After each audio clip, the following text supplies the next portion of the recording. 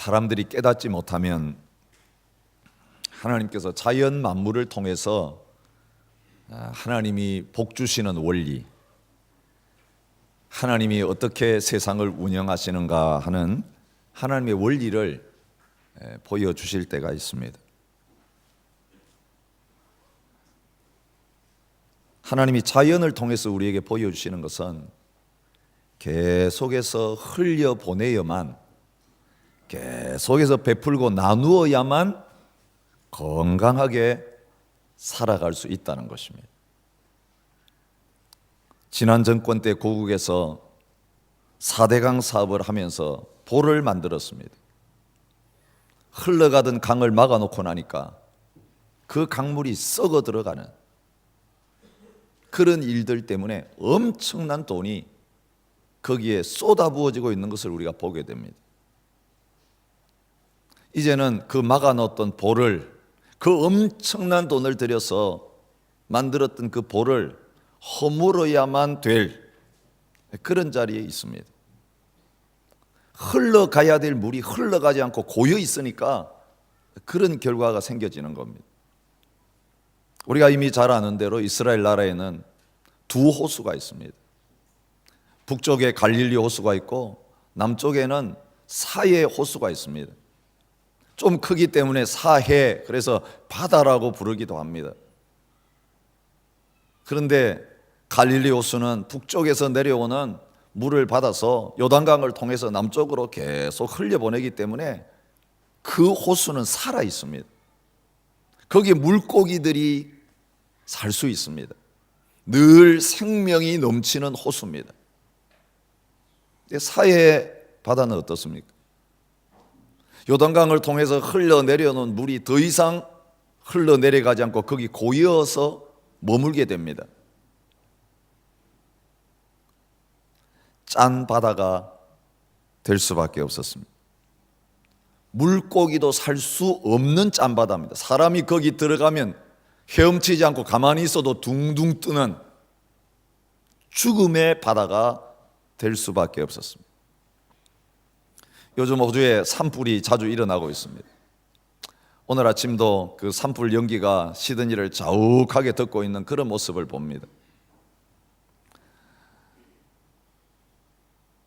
과학자들이 이 호주의 산불을 연구하면서 이 산불을 하나님께서 호주에는 날 수밖에 없게 만드셨다, 그 과학적으로 연구해서 그런 원리를 발견했다고 합니다. 이 호주에 유칼립투스 나무가 많습니다. 조금 온도가 높으면 발화하기 쉽습니다. 그런데 주로 산불이 언제 납니까? 비가 오지 않고 가물 때 납니다. 하나님께서는 이 유칼립투스 나무가 생존할 수 있도록 하기 위해서 물이 부족할 때는 산불을 통해 가지고 유칼립투스 나무 말고 다른 나무들이 더 이상 물을 빨아보지 못하도록 다 제거하시는 그런 작업을 하신다는 거예요. 여러분 아시죠? 산불이 나도 유칼립투스 나무는 살아 있습니다. 다른 나무는 다 죽는데 산불을 낸 장본인인 유칼립투스 나무는 타 죽지 않고 몇 년 지나고 나면 또 계속해서 생존한다고 하는 겁니다.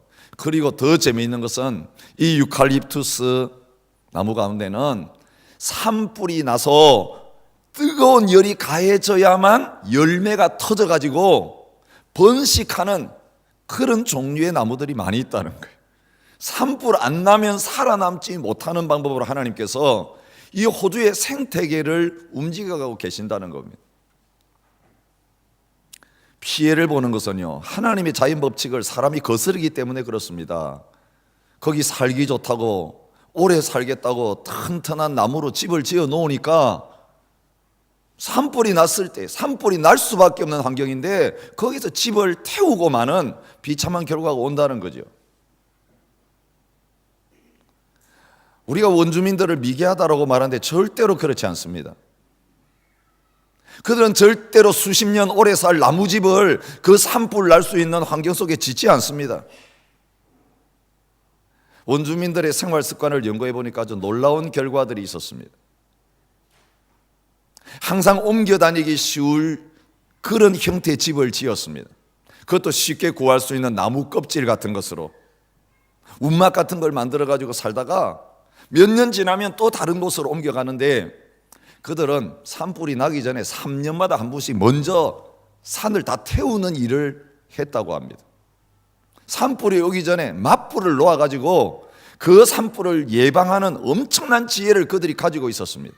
스스로 태우지 않으면 태움을 당한다는 것을 너무 잘 알았기 때문에 항상 태우지 않으려고 하고 더 성장시키려고 하고 더 번식시키려고 하는 그런 인간의 욕심과는 다른 방법으로 3년마다 다 태워버리면서 또 새로운 땅으로 옮겨가면서 그 수천 년의 역사 속에서 이 험난한 호주 땅에서 그들이 살아남았다는 것입니다. 무엇을 보여주고 있습니까? 쌓아놓으면 죽는다는 겁니다. 흘려보내지 않으면 썩는다는 것입니다. 저는 하나님의 교회가 물된 동산과 같이, 갈릴리 호수와 같이 계속해서 하나님이 우리에게 은혜를 주시고 복을 주시면 그것이 필요한 모든 곳을 향하여 흘려보내는 저수지와 같은 하나님의 교회가 될 수 있기를 원합니다. 지난 시드니 중앙장로교회 32년의 역사를 보면 하나님께서 시드니 중앙장로교회만 크게 세우는 일을 하게 하지 않으셨습니다. 한 집만 크게 짓는 교회를 하나님께서 만들어 오지 않으셨습니다.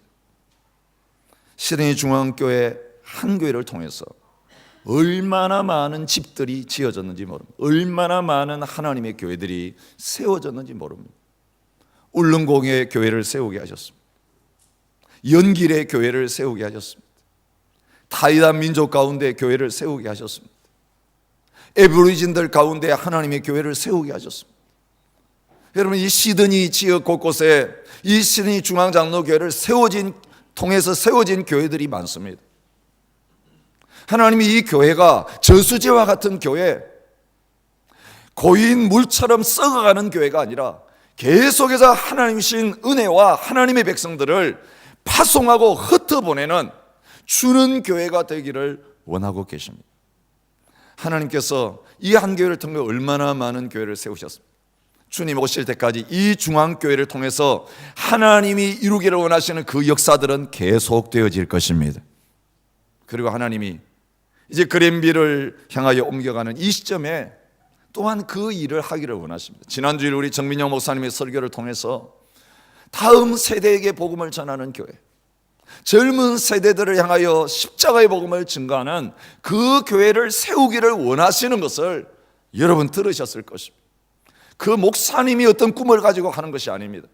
그 목사님에게 말씀을 주시고 비전을 주신 하나님, 저희 교회 같은 비전을 주신 하나님이 우리의 비전 스테이트먼트에 다음 세대와 더불어 다음 세대를 세우는 교회가 되기를 원하는 그 꿈을 하나님 우리에게 주셨는데, 동일한 비전으로 이제는 젊은 세대들을 향하여 복음을 전할 수 있도록 우리 성도들을 파송해서 하나님의 집을 새롭게 세우는 그 일을 하기를 원하십니다. 여러분, 이 자리에 많은 성도님들이 참여해 주시기를 진심으로 부탁드립니다. 개척교회 한 번씩 파송되었다가 돌아오신 성도님들이 다 이구동성으로 간증하는 겁니다. 이 교회에 앉아 있을 때에는 신앙에 게으름이 있었는데 나 일꾼들이 있으니까 나 한 사람 없어도 된다고 생각하면서 오랫동안 신앙생활하다 보니까 매너리즘에 빠져 있었는데, 그 모든 성도들이 함께 뛰지 않으면 안 되는 그 개척교회 봉사하는 가운데 다시 믿음이 소생되고 영이 살아나는 그런 은혜를 경험했다고 다 고백하고 있는 것을 보게 됩니다. 여러분, 여기서 할 일이 없으시면 빨리 떠나셔서 할 일을 찾으셔야 됩니다. 주님 앞에 뭐라고 보고하시겠습니까? 무엇 하다가 왔다고 보고하시겠습니까? 은사를 어떻게 사용했냐 물으실 때에 얼마 남겼다고 보고하시겠습니까? 하나님은 편하게 신앙생활하는 사람들을 기뻐하지 않으십니다. 개척자를 기뻐하십니다. 산지를 향하여 나가는 자를 기뻐하십니다. 여러분, 말씀에 도전을 받을 때에 성령께서 여러분 마음을 감동하시는 것이 있다면 이제는 하나님이 흘려 보내시기를 원하는 그곳으로 성령의 감동을 따라서 나아가시는 그런 은혜가 있으시기를 바랍니다. 성령님이 물꼬를 터주시면 그냥 흘러가면 됩니다. 막아 놓으시면 흘러갈 재간이 없지만 성령님께서 물꼬를 트셔서 물줄기를 흘려보내시면 그 물줄기를 따라가기만 하면 거기에 주님의 은혜와 하나님의 생명의 역사가 나타나는 그런 복을 맛보게 될 것입니다. 하나님 동시에 그랜빌로 보내시면서 이제는 모든 민족을 섬길 수 있는 그런 교회를 또 세워가기를 원하고 계십니다.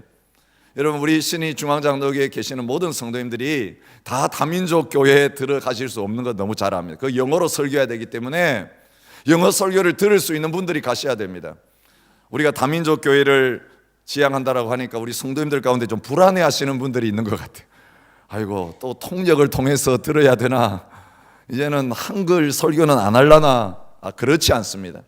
시드니 중앙장로교회가 지금까지 32년의 역사 가운데서 우리 시드니 중앙장로교회로 존재하면서 계속해서 교회를 개척하고 세웠던 것처럼 우리 안에서 이제는 영어를 할 수 있는 우리의 다음 세대들과 우리 교회에 들어와 있는 이 다민족들과, 그리고 우리 한국말로 드리는 예배에 참여했지만 영어를 편하게 듣고 할 수 있는 사람들, 그리고 영어로 복음을 전할 수 있는 사람들이 이제는 그 다민족 예배 속으로 들어가서 이제는 모든 민족들이 함께 하나님을 섬기고 예배하는 그 교회를 세워나가는 것입니다. 여러분, 그랜빌에 이제 건축이 설계가 준비되어지고 곧 시작될 것입니다. 눈에 보이는 건물이 건축되는 것과 동시에 하나님은 보이지 않는 또 새로운 교회들을 우리 안에서 지금 세워 가시는 가운데 있습니다. 어떻게 교회를 세울 것인가? 에베소서를 통해서 하나님의 집을 짓는 교회가 되라고 말씀하시면서 그동안 저희들에게 계속 말씀해 오셨습니다. 오늘 하나님께서 우리에게 주신 말씀을 통해서는 우리가 하나님 앞에서 어떻게 교회를 바르게 세우는 건축자가 될 것인지에 대해서 말씀하기를 원하십니다.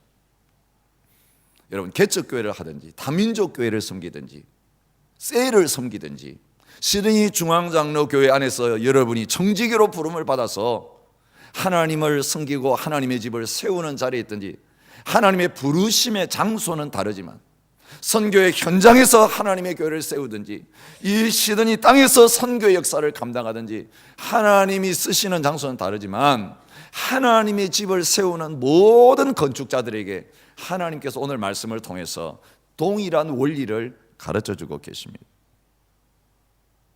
첫째로 하나님 오늘 말씀하시는 중요한 내용 중에 하나는 뭐냐면, 이 하나님의 집을 세우는 건축주는 하나님 자신이라는 것입니다. 여러분, 건축주가 누구냐? 거기에 따라서 그 건물의 크기나 그 건물이 지어지는 모든 환경들이 결정됩니다. 건축을 시작했지만 건축주가 자금이 모자라면요, 기초만 닦아놓고 기둥만 세워놓고 공사가 중단되거나 부도나는 일이 일어납니다. 건축주의 능력만큼 건물 크기가 결정되는 거죠. 그리고 그 건축의 진행이 빠르게 되느냐 아니면 늦어지느냐가 결정되는 거죠. 여러분, 어느 자리에서 하나님의 집을 짓는 그런 부름을 받은 것 상관없이 모든 하나님의 집을 지어가시는 주인은 살아계신 성삼위 하나님이신 것을 기억하시기를 바랍니다. 성경을 보니까 하나님이 내가 집을 세우리니라고 말씀하시는 본문들이 많이 등장하고 있는 것을 보았습니다. 사무엘상 2장 35절에 하나님이 사무엘에게 충실한 제사장을 세워주겠다고 하시면서 이렇게 말씀하십니다. 내가 그를 위하여 견고한 집을 세우리니. 여러분, 제사장이 일하려면 제사장이 일할 집이 있어야 합니다. 근데 제사장만 덜렁 세우시는 게 아니라 제사장이 사역할 수 있는 하나님의 집을 하나님이 세워주시겠다는 거예요. 너가 세워서 일해라가 아니에요. 하나님이 세우신 사람을 위해서 하나님이 집 짓겠다고 약속해 주시는 거예요. 하나님의 집을 지으려고 소원을 가지고 나아갔던 다윗에게 하나님은 나단 선지자를 통해 거꾸로 말씀하십니다. 여호와가 너를 위하여 집을 짓겠다. 너가 날 위해 집 짓겠다고 웃기는 소리 하지 말라.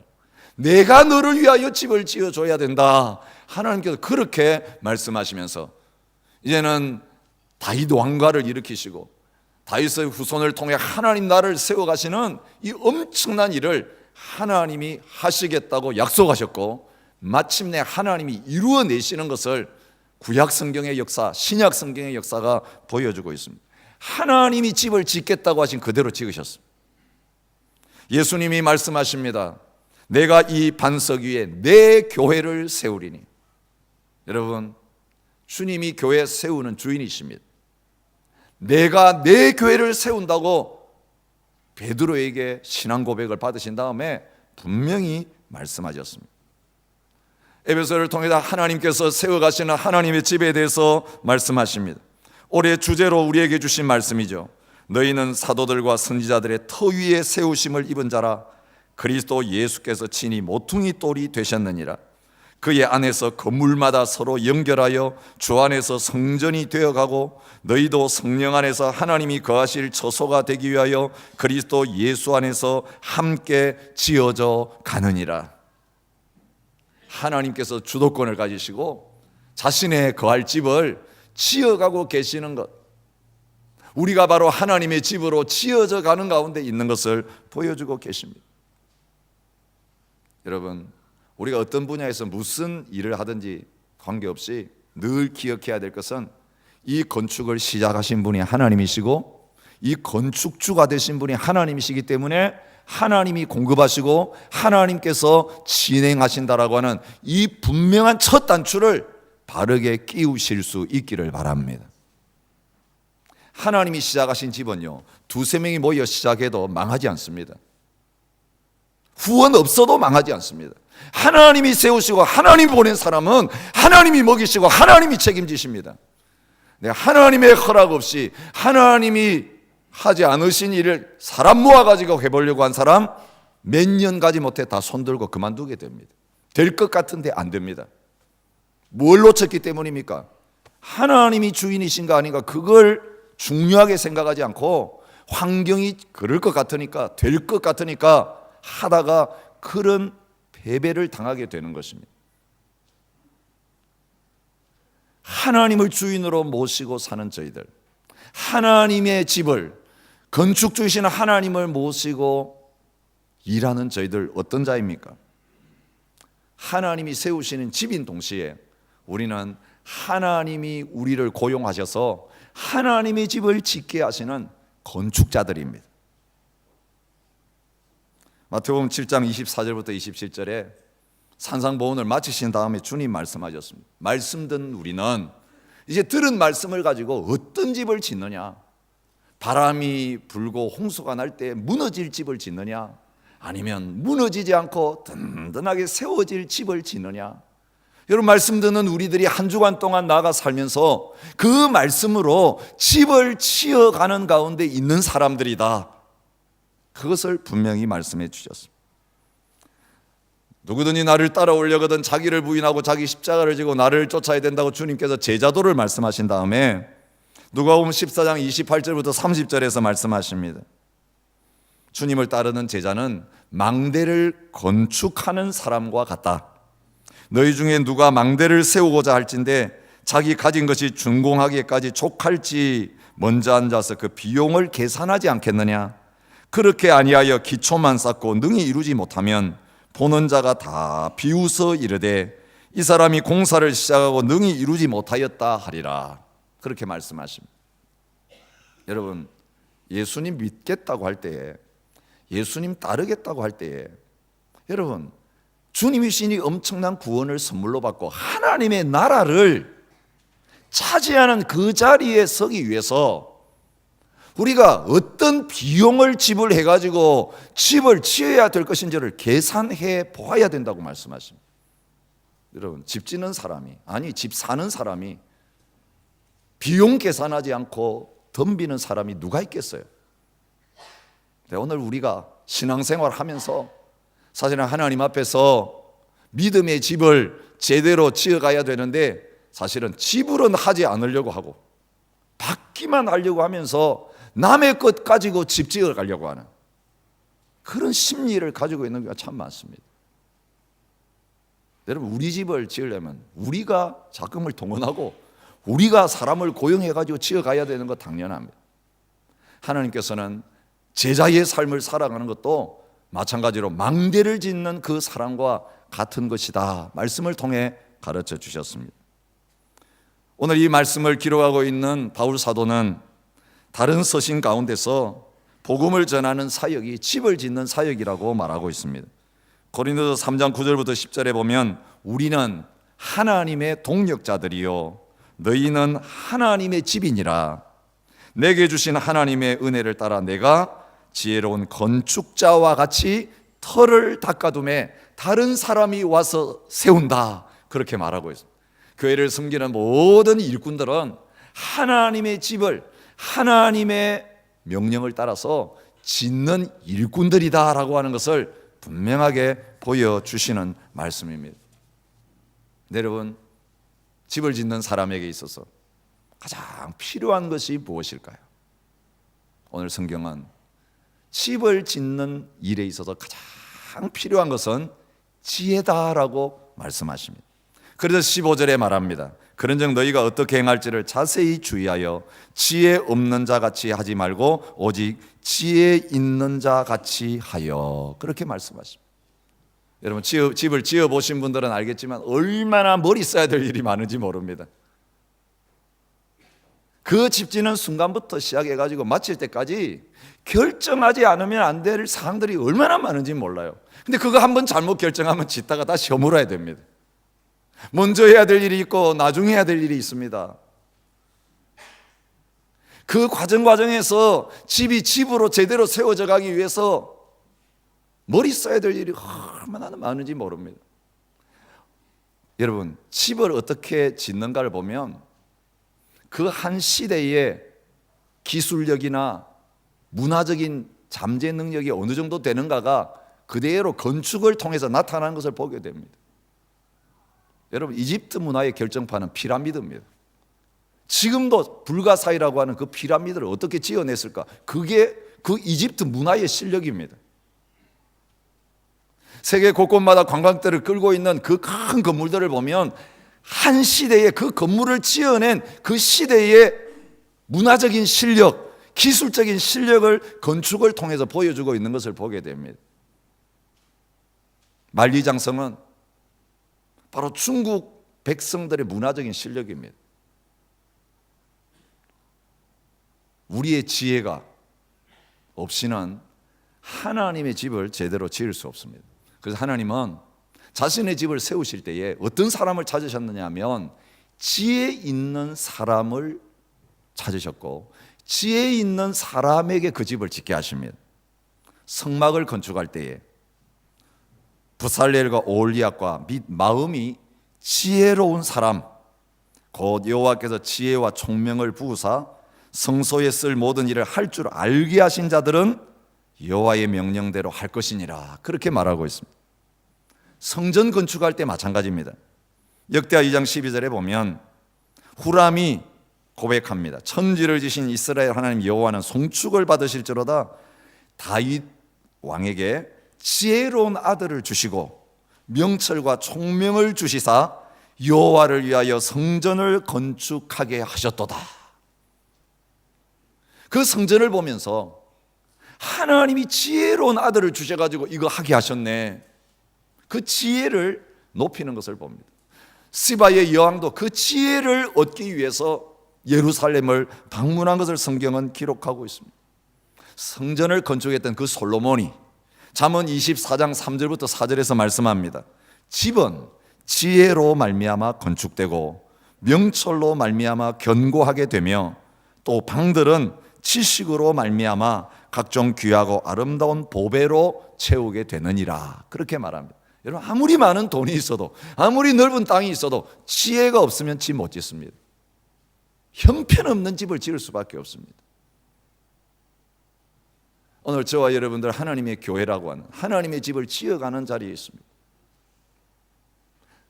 큰 수병제 교회를 짓든지 다민족 교회를 짓든지 세일 교회를 지어가는 리더의 자리에 서서 또 세론의 자리에서 교회를 지어가든지, 이순희 중앙장로교회 직분자로서 또한 청지기로서 이제 헌신하며 하나님의 집을 지을 때에 오늘 말씀을 통해 하나님 주시는 진정한 지혜를 발견하고 지혜로운 건축자로 세워질 수 있기를 바랍니다. 오늘 하나님의 집을 어떻게 지어야 되는지, 지혜로운 자가 되라, 주위에서 이 지혜로운 사람 되도록 해라, 그렇지 않으면 어리석은 자가 된다고 하시면서 가르치시는 세 가지 집 짓는 지혜가 있습니다. 첫 번째가 무엇입니까? 타이밍을 제대로 알아야 된다는 것입니다. 16절이 말씀하죠.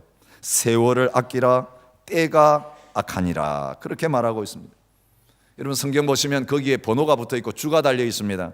세월을 아끼라는 말에 주가 달리는데 뭐라고 합니까? 기회를 사라, 그런 뜻입니다. 세월은 그냥 흘러가는 시간을 가르치는 게 아니라 그 일을 하지 않으면 안 될 때, 놓치고 나면 그 일 못하게 되는 기회를 가르칩니다.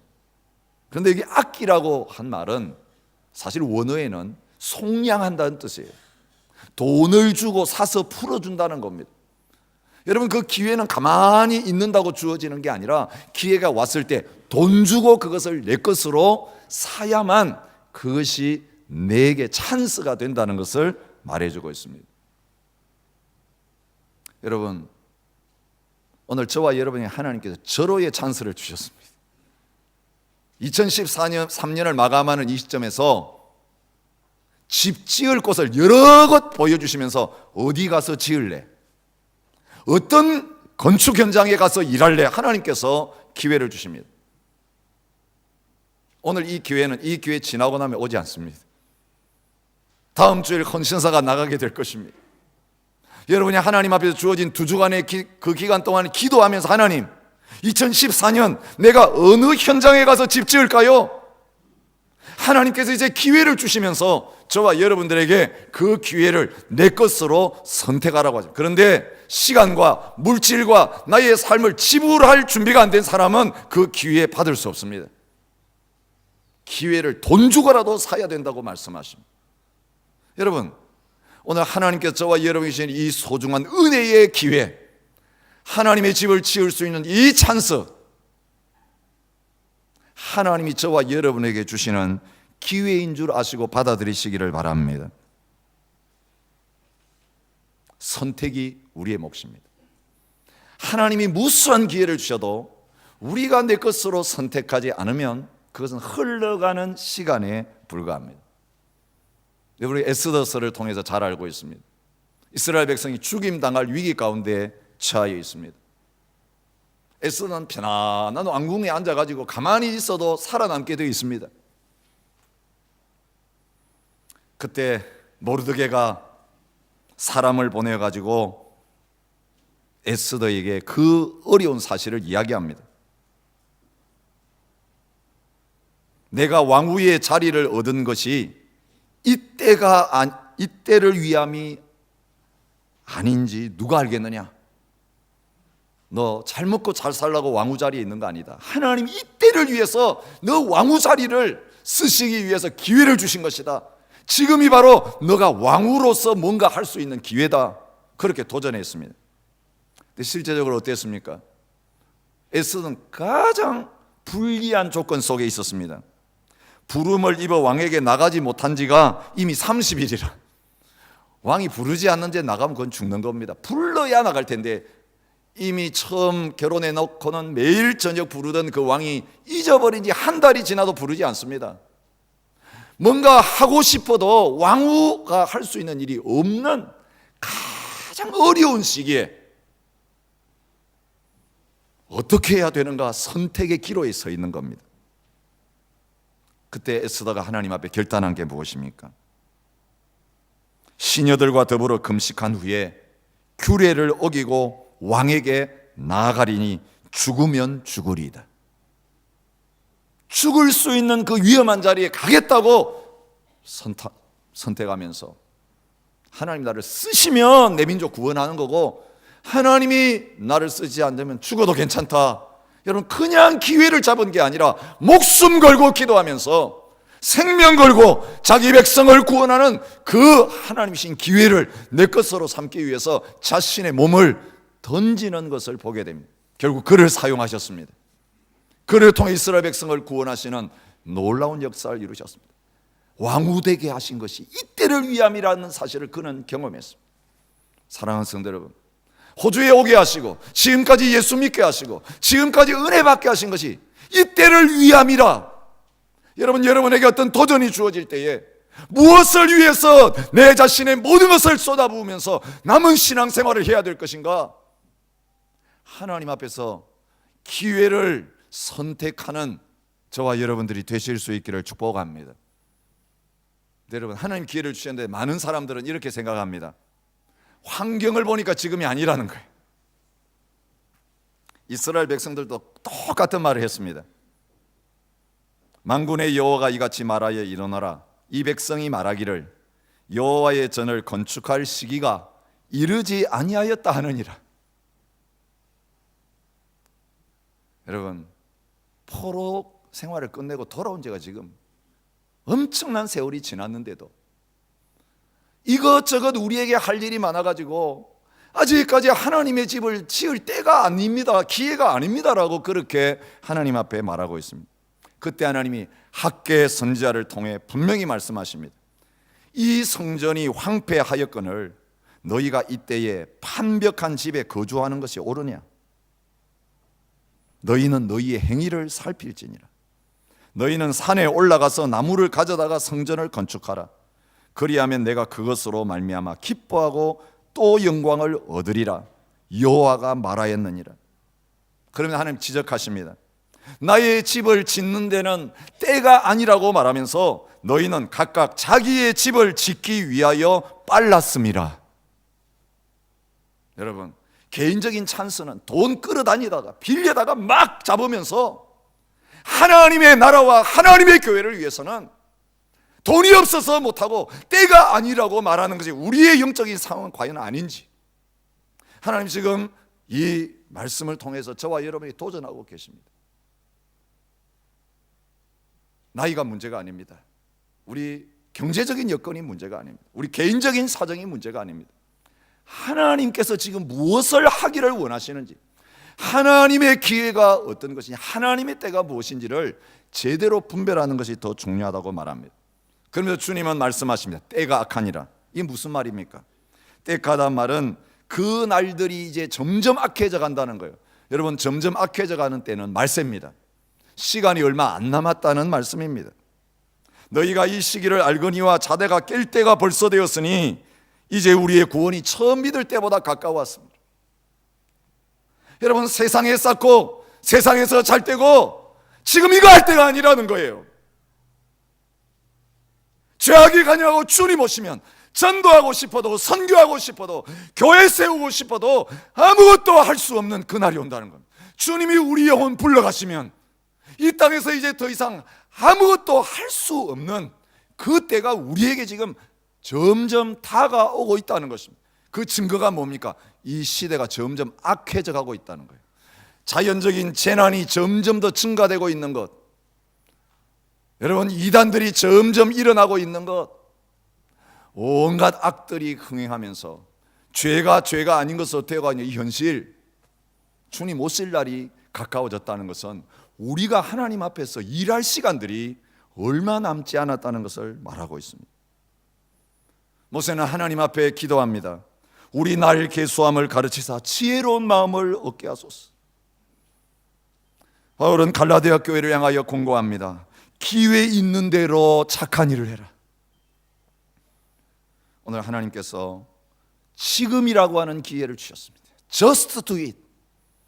여러분, 상품 팔아먹는 그 기업의 광고가 아니라 하나님의 타는 마음으로 하나님의 교회, 잠자고 있는 교회와 성도들을 깨우시면서 Just do it이라고 말합니다. 과거에 위대한 설교했던 스폴전이 지금 하십시오, Just do it이라고 하는 글을 남긴 적이 있습니다. 할 일이 생각나거든 지금 하십시오. 오늘 하늘이 맑지만 내일은 구름이 보일지 모릅니다. 어제는 이미 당신의 것이 아니니 지금 하십시오. 친절한 말 한마디가 생각나거든 지금 말하십시오. 내일은 당신의 것이 안 될지도 모릅니다. 사랑하는 사람이 항상 언제나 곁에 서 있지 않습니다. 사랑의 말이 있다면 지금 하십시오. 미소를 짓고 싶다면 지금 웃어 주십시오. 당신의 친구가 떠나기 전에 장미가 피고 가슴이 설레일 때 지금 당신의 미소를 보여주십시오. 불러야 할 노래가 있다면 지금 부르십시오. 당신의 해가 저물면 노래 부르기엔 너무나 늦습니다. 당신의 노래를 지금 부르십시오. 해야 되는 줄 알면서도 뭘 지금까지 미루고 계십니까? 성령님이 벌써 감동하시면서 우리에게 하라고 하시는데 왜 지금까지 연기하고 계십니까? 1년 후에 하겠다고요? 내일 하겠다요? 아니요, 내일은 우리 것 아닙니다. 주님이 감동하실 그때가 순종할 때입니다. 주님 말씀하실 그때가 순종의 가장 좋은 찬스입니다. 주님이 말씀하셨느냐 안 하느냐, 그게 중요합니다.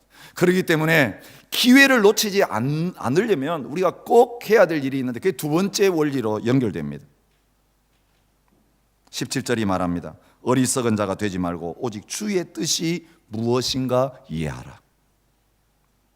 여러분, 누가 때를 분별할 수 있느냐 하면 하나님의 뜻이 무엇인가를 아는 사람만이 하나님의 뜻이 보여졌을 때 그걸 놓치지 않고 붙잡는 자리에, 기회를 잃어버리지 않는 자리에 설 수 있다는 겁니다.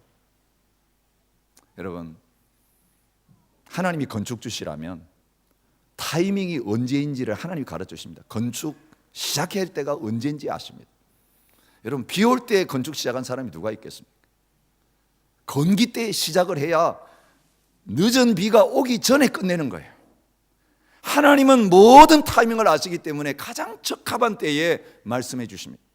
하나님이 타이밍을 결정하실 뿐만 아니라 하나님은 자기의 집을 지을 건축자들에게 어떤 집을 지어야 될 것인지, 그 집 짓기를 원하시는 주인이 방은 몇 개를 만들고 높이는 얼마를 하고 재료는 무엇을 쓰고 그 집 짓는 데 관해서 자기의 뜻을 정확하게 알려주시면서 이대로 지으라, 그렇게 말씀하십니다. 여러분, 하나님의 교회는 우리가 세운 교회가 아닙니다. 사람이 만들고 싶다고 이렇게 만들고 저렇게 만드는 교회가 아닙니다. 하나님께서 주인이시라면 하나님이 세우기를 원하시는 그 하나님의 설계도를 따라서 하나님의 집을 지어야 될 것입니다. 하나님은 자기의 중심에 맞는, 자기의 마음에 맞는 그런 일꾼을 찾고 계십니다. 나를 위하여 충실한 제사장을 일으키고 그를 위해 집을 지어주겠다고 하나님 약속하시면서 그 사람에 대해서 뭐라고 하시냐면, 그 사람은 내 마음, 내 뜻대로 행할 사람이다, 그렇게 말씀하십니다. 내 마음에 맞고 내 뜻대로 행할 사람이기 때문에 다른 사람이 아니라 그 사람을 세워서 쓰겠다, 그렇게 말씀하십니다. 이사야 46장 10절부터 11절에 보면, 내가 시초부터 종말을 알리며 아직 이루지 아니한 일을 옛적부터 보이고 이르기를 나의 뜻이 설 것이니 내가 나의 모든 기뻐하는 것을 이루리라 하였노라. 내가 동쪽에서 사나운 날짐승을 부르며 먼 나라에서 나의 뜻을 이룰 사람을 부를 것이라. 내가 말하였은즉 반드시 이룰 것이요 계획하였은즉 반드시 시행하리라고 하십니다. 하나님은 말씀하신 대로 이루시고 계획한 대로 시행하실 것인데, 누구를 통해 그걸 이루시느냐?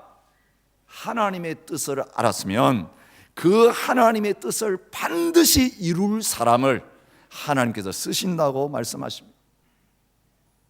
구원의 역사를 이룰 때마다 하나님은 그런 사람을 쓰셨습니다.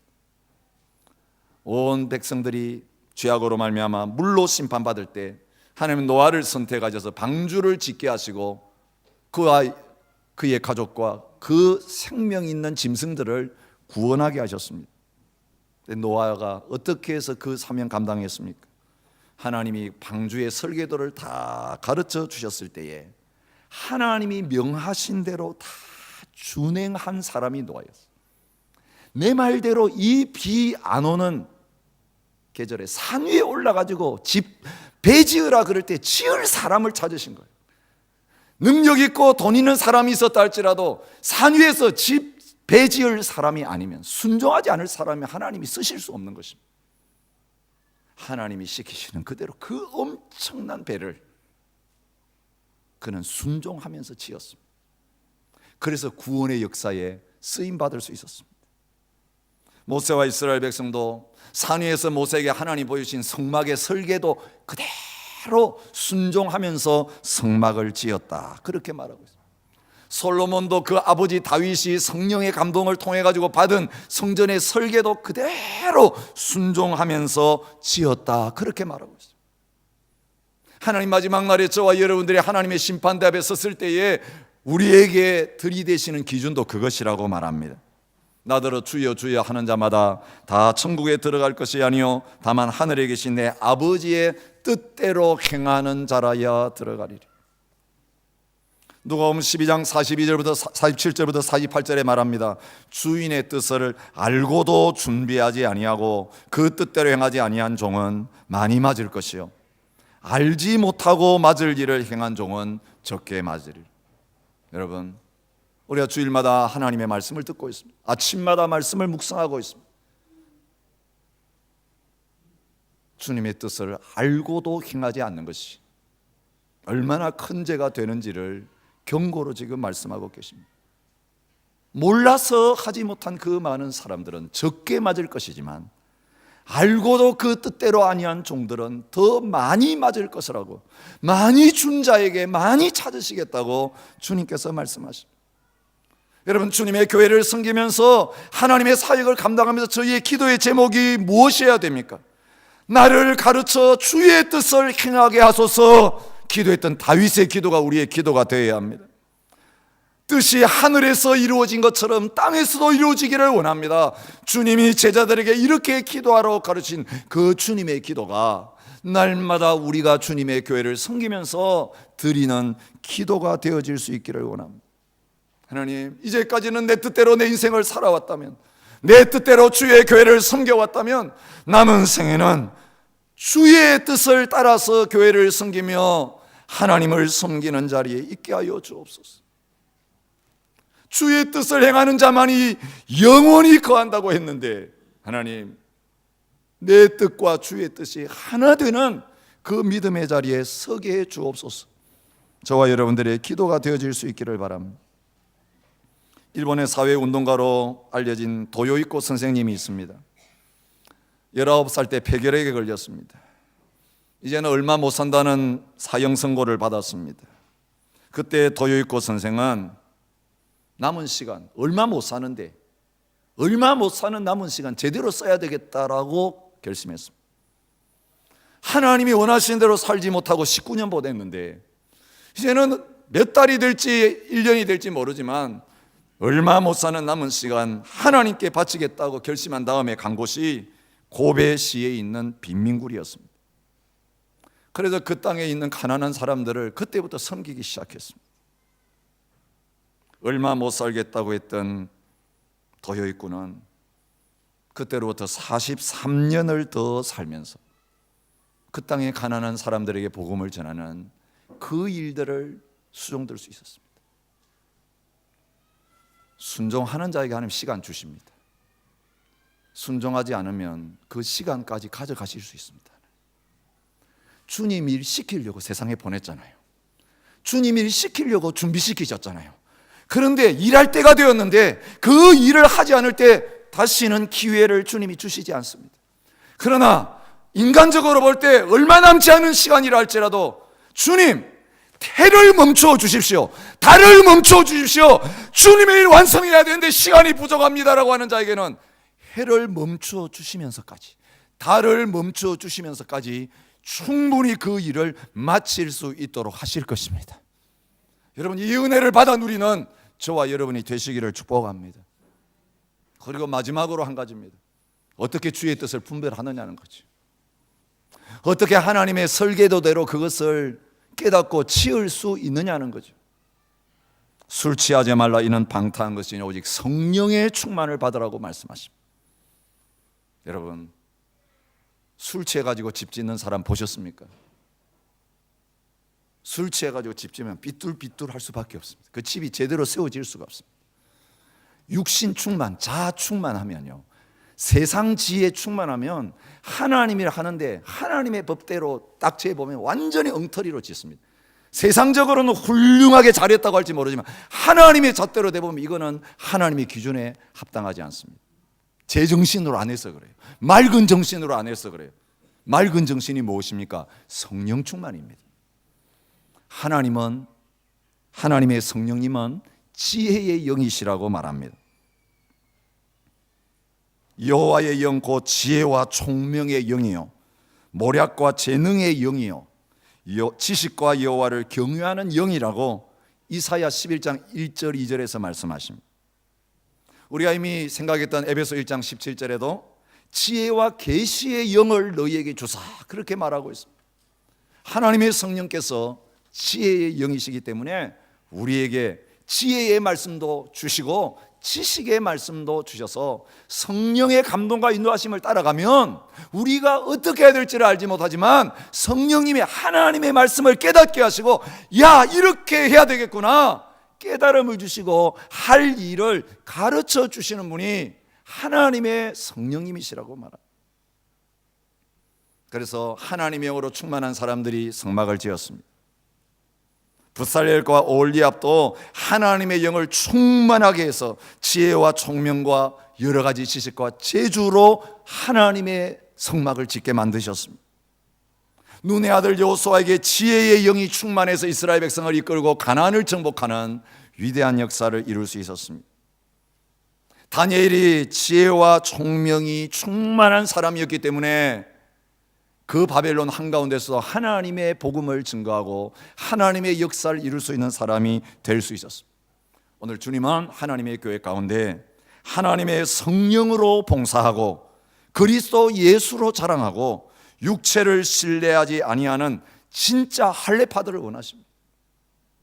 세상적으로 능력 있는 사람 많이 있겠지만 그 육체적인 것 가지고 하려고 하는 사람은 하나님께서 할례받게 하시듯이 잘라내실 겁니다.